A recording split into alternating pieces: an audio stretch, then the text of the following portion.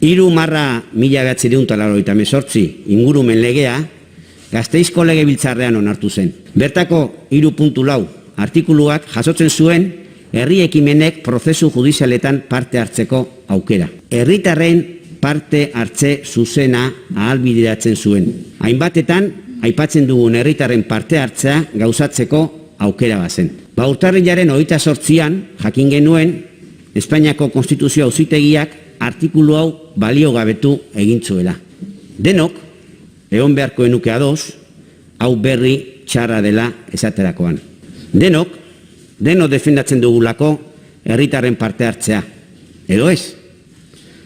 Berri txarra gainera, defendatzen dugulako EAeko burujabetza, edo ez? Denok konsideratu beharko genuke Espainiako Auzitegi baten eskuzartze onartezin bat gure autonomian. Zergatik konstituzionalaren ebazpen hori?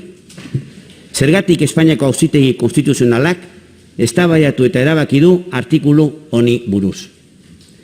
Erantzuna oso larria da. Gipuzkoako foru gobernuak ahalbideratu zuelako.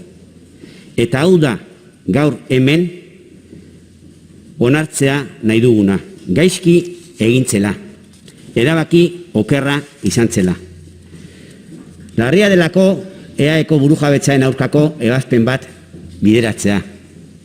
Larria, Legebiltzarrak onartutako artikulu baten aurka, Legebiltzarrean gehiengoa duten alderdi politiko berberak posizionatzea. Zue jakingo duzue, zertan zabiltzaten. Baina are larriagoa da, artikulu honek herritarren parte hartzea errazten zuela jakinda. Ozen esan behar dugulako, herritarren parte hartzaren aurkako erabakia hartu zuen foru gobernuak.